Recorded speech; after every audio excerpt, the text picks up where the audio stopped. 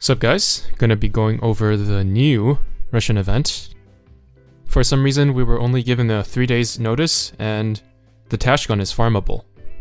So I hope you guys have some oil banked up, cause I'm starting this event with only like 7k oil.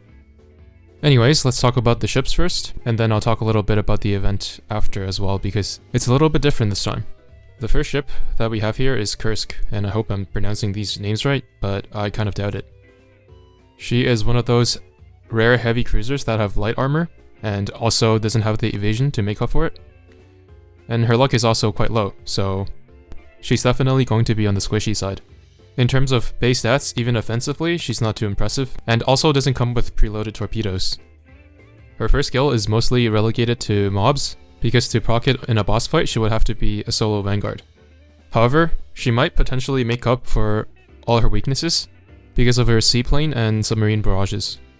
While the numbers might not look too impressive, since her seaplanes scale with firepower, I'm pretty sure that their damage won't be reduced by the enemy's AA stat, unlike most other planes. Also, both these barrages are not affected by shields, which is usually a huge weakness for heavy cruisers. Both of these barrages perform the best against heavy armor, so she'll probably have that niche at least as far as heavy cruisers go. Overall though, I think she'll probably be used as a damage option in mob fleets, as she's quite squishy, and also doesn't offer much utility. She's quite a bit different from most heavy cruisers, so she's definitely gonna need some testing before any conclusions can be drawn about her damage, similar to Scylla.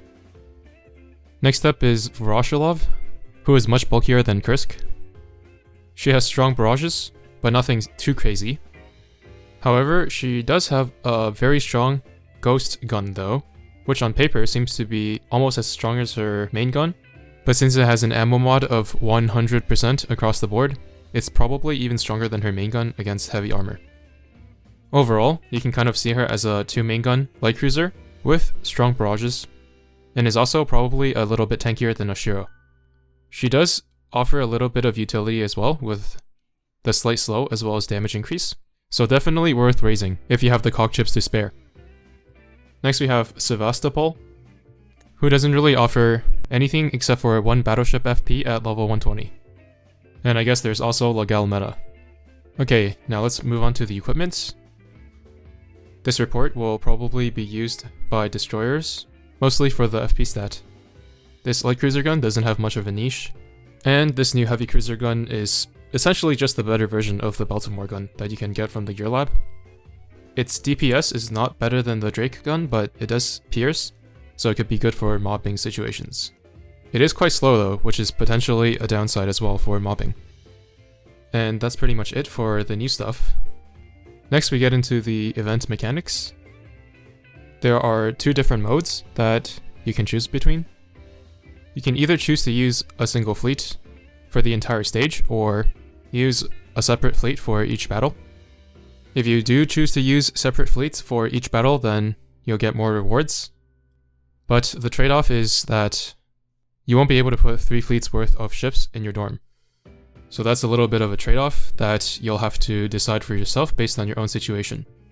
You can also call submarines into every single battle, so it's a good opportunity to raise your submarines if you haven't already. And as mentioned in the beginning, you can farm the Tash gun from the hard stage, which I would highly recommend. Anyways, that's gonna be it for this video. I hope you guys enjoyed, and I'll see you in the next one.